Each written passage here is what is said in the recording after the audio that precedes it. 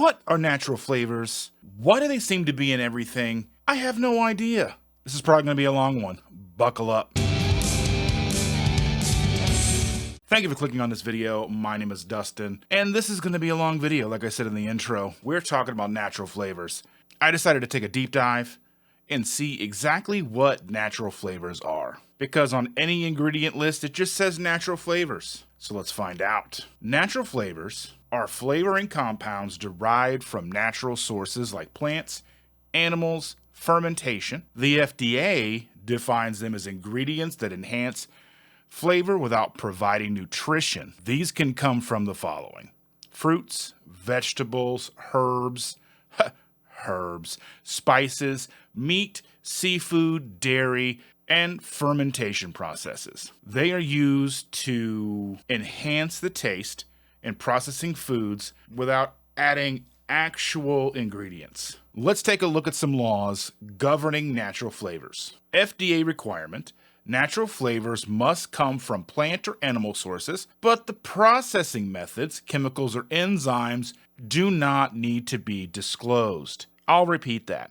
The chemicals or enzymes do not need to be disclosed. We know, or maybe we don't know, one of the main issues that I have had in the past with natural flavors is they are proprietary to each company that makes them. They can put whatever they want, legally binding or whatever we're going to find out in this video, but they don't have to tell anyone, not even the manufacturers of products who purchase the natural flavors from them.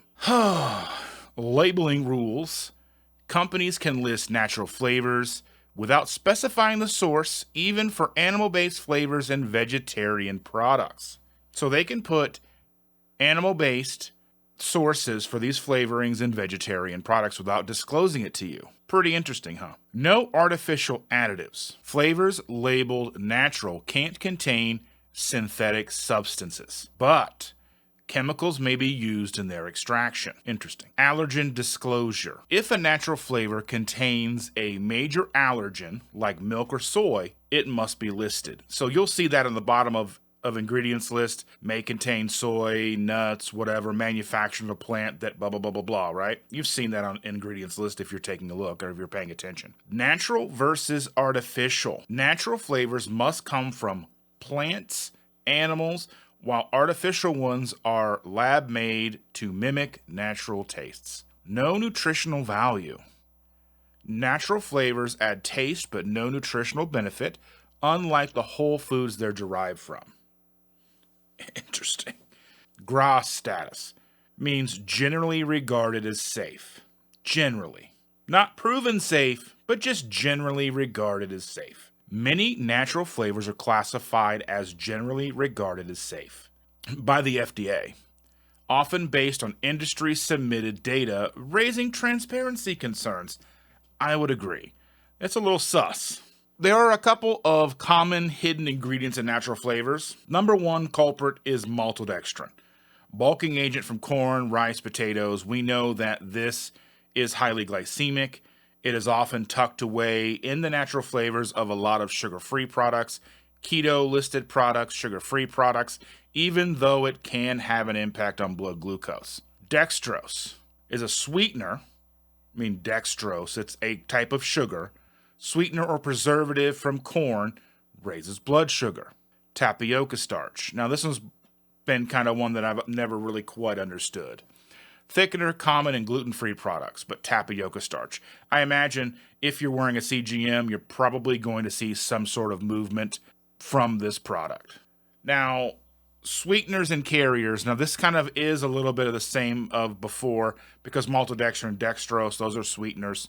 Sorbitol, it's a sweetener that can cause digestive issues, digestive distress, sometimes called disaster pants. If you know, you know. Glycerin, a solvent or humectant. I don't know. I have no idea how to pronounce it. Let me know in the comments down below. I'm not mispronouncing it on purpose. I honestly don't know. I even looked up how to say it, and I don't know. But it's derived from soy or palm oils. Stevia extracts.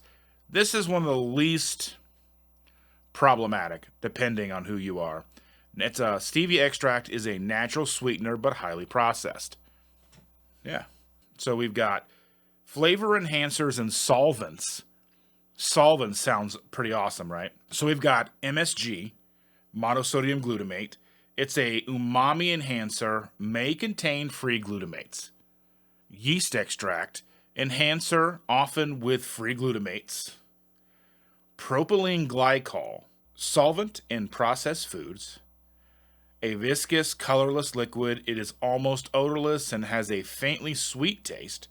I don't know, just something propylene glycol doesn't sound like something that should be in our food. It sounds like something a Nerf ball should be made from. But I don't know. That's just me being me, I guess. Alcohol, used for extracting flavors, not always listed. Then we have preservatives and stabilizers. We have citric acid. Preservative from corn can trigger allergies, which is weird. I never thought that citric acid came from corn. I always thought citric acid was vitamin C, or in place of vitamin C, but I guess I'm incorrect. Maybe let me know in the comments down below. Carrageenan, a thickener from seaweed linked to digestive issues. I guess there's two different types of carrageenan.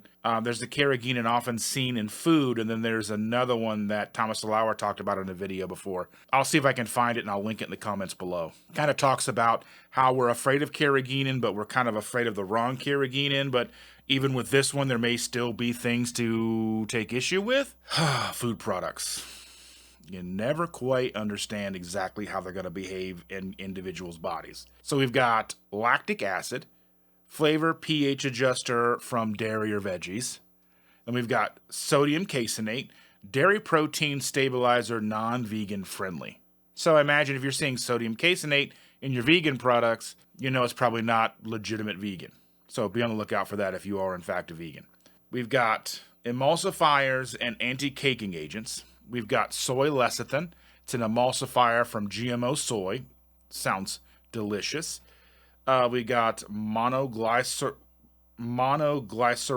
and diglycerides. I never said I was going to be able to pronounce all this stuff, so bear with me. Emulsifiers, sometimes from animal fats. So glyceride means fat, I imagine.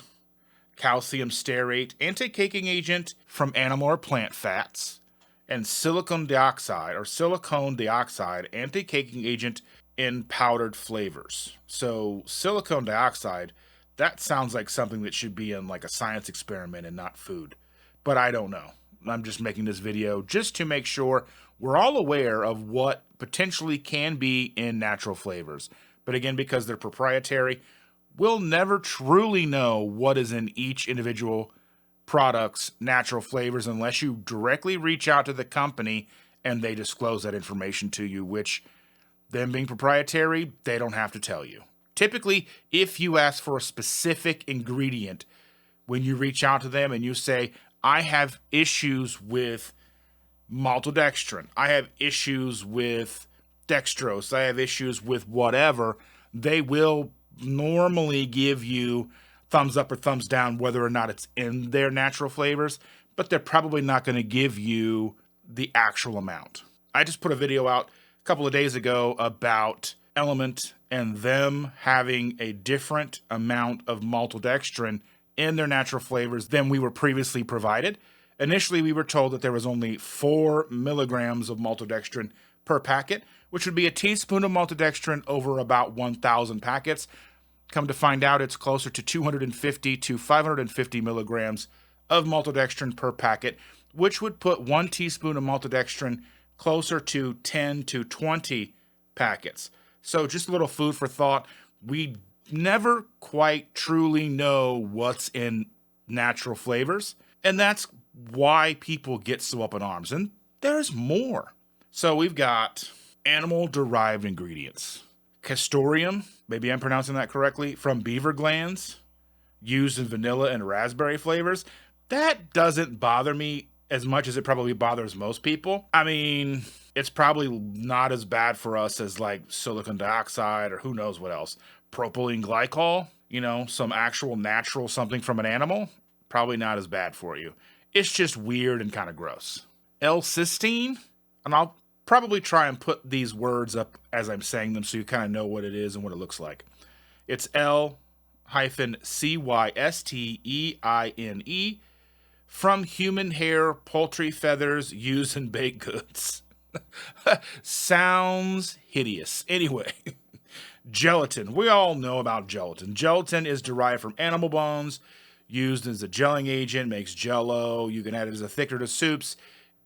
Not a huge deal. It's actually one of the more natural, one of the less scary items that could be in here.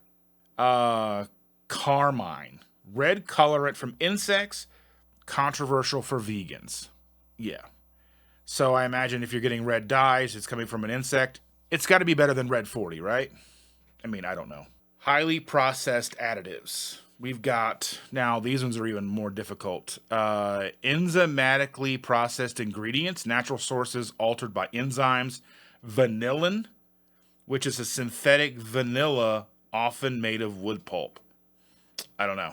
Weird. Smoke flavor and contaminants. Smoke flavor made by burning wood may contain harmful PAHs. I can see that. These are controversial natural ingredients, as if a lot of these aren't already controversial. We've got ethyl alcohol, which is a solvent, not always listed. Caffeine, sometimes included, but not listed. And then we go into allergen and dietary concerns. Again, soy lecithin. Again, we've talked about it. Sodium caseinate and lactic acid. So soy lecithin, again, can trigger soy allergies. Sodium caseinate, dairy protein, problematic for vegans and lactose intolerant folks. Lactic acid, sometimes from dairy, an issue for those avoiding dairy. And I wanted to add this in. This is a bit of information here because everything that I've been reading, these are items that are legally allowed in the United States under natural flavors. I'm going to read off this following list. This is a list of ingredients legal in the United States to be added to natural flavors or under natural flavors, but banned or restricted in other countries. Okay? Propylene glycol, usage, solvent or carrier for natural flavors, banned, restricted in the European Union in food products, Canada, restrictions in certain products, concerns linked to potential liver and kidney issues in high amounts. Fascinating. Carrageenan, again, we talked about that a few minutes ago. Carrageenan, usage, a thickener, stabilizer derived from seaweed, banned, restricted in the European Union, banned in infant formula. Some countries restrict its use in other foods. Concerns linked to digestive issues, inflammation in some studies. BHAs, I think we quickly dusted over BHAs, but butylated hydroxyansole. I don't know, I'm probably pronouncing that very badly. Usage, preservatives sometimes found in natural flavor mixtures. We're talking here. Banned, restricted in the European Union, Japan, and other countries. Concerns, classified as a possible human carcinogen by the International Agency for Research on Cancer, the IARC. Castoreum, usage, natural flavor, derived from beaver anal glands, used in some vanilla or raspberry flavors. As I said, that's something that doesn't necessarily bother me too much, but let's read a little further and it might change my mind. Banned, restricted in, banned or not commonly used in food products in the European Union or other regions due to ethical concerns. I understand that. Concerns would be animal cruelty or ethical sourcing issues. I can get behind that.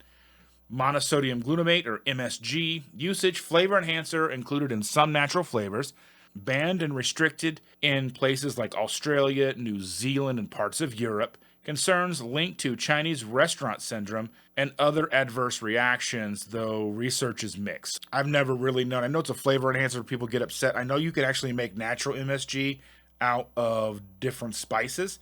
I'll see if I can find the video, but Google Foods has a video about it. I'll link it below, and you can take a look at that as well. And then artificial smoke flavor, PAH compounds, usage, created by burning wood to produce a smoked natural flavor.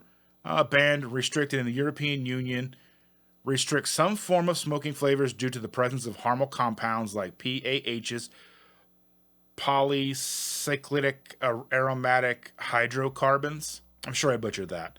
Concerns that PAHs are potential carcinogens and are heavily restricted in Europe. Okay. titanium dioxide, which wasn't even listed in our initial list, but we'll talk about it here. Titanium dioxide usage used as a whitening agent in some natural flavor blends, banned restricted in European Union, banned as a food additive and some other regions, concerns classified as a possible carcinogen when inhaled, concern over its safety as a food additive. I can see that. Brominated vegetable oil, or BVO, usage stabilizer for citrus flavors, particularly in beverages, restricted in the European Union, Japan, and India. Concerns leak to neurological issues, thyroid problems, and accumulation of bromine in tissue. Acesulfame potassium, also known as ACE-K. You will see this in a lot of the flavor enhancer beverages, or a lot of the sugar-free beverages that also have sucralose. Oftentimes will have ACE-K. Sometimes even products that have aspartame in them will also have ACE-K. Usage is a sweetener that may be blended with natural flavors. Banned in certain countries like Japan. Linked to potential cancer risks in animal studies.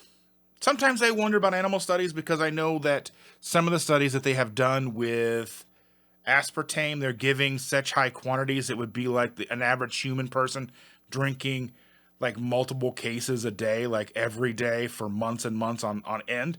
So I don't necessarily know how that truly translates, but I understand the data is there and you can always go and source that. Again, synthetic vanillin here. Synthetic vanillin. Usage is flavoring in places of natural vanilla because vanilla is expensive. Natural flavor, or in place of natural vanilla under natural flavors due to extraction methods. Banned and restricted in European countries, often restrict certain synthetic forms, especially those using petrochemical derived vanillin. If you're getting it from like wood pulp and such, I imagine there's some kind of chemical extraction being done to get that flavor out of the wood, which is just weird. How do we even figure that out? What were we doing to figure that out in the first place? Concerns may include harmful additives or byproducts from synthetic production. So basically what we're looking at here is a summary of many of these ingredients are allowed in the U.S. because they are recognized as safe or GRAS by the FDA or allowed under current regulations. However, other countries have stricter food safety and health regulations that lead to outright bans or heavy restrictions on their use. The use term natural flavors can sometimes mask the inclusion of these controversial ingredients without fully disclosing them to consumers, leading to concerns over transparency in food labeling. Again, natural flavors seems to be a catch-all for all kinds of things where companies can make a proprietary compound and sell it to food manufacturers to use, and they don't have to disclose what's in it. So this has been an extremely, valuable piece of information for me. I never knew what natural flavors truly were. I always knew that there were people out here that were saying, I avoid natural flavors, and I understand why, because it's just a mess. There's no guarantee that any one of these specific ingredients are in the natural flavors of a product you are using, but there's also no guarantee that they're not. In the case of the element video that I made, they did a third-party test on the natural flavors, and that's how they found out that they were being misled. Now, I don't know what they're going to do about it. They didn't tell me. Obviously, they have no reason to tell me. I'm not a part of their company. I'm not affiliated with them. I don't make money from them. I was someone who used their products here and there. I'm now questioning whether or not I will continue, but that's neither here nor there. But anyway, I just wanted to make this video, outline some of the stuff about natural flavors because I didn't know, and if I didn't know, a good amount of you probably don't know. If I missed anything, let me know in the comments down below. If you have opinions on specific ingredients, let me know why something bothers you, why you don't really mind these specific products. Let me know in the comments down below. Thank you so much for watching. I truly appreciate it. Don't forget to like, share, subscribe. Consider becoming a member, and we'll see you next time.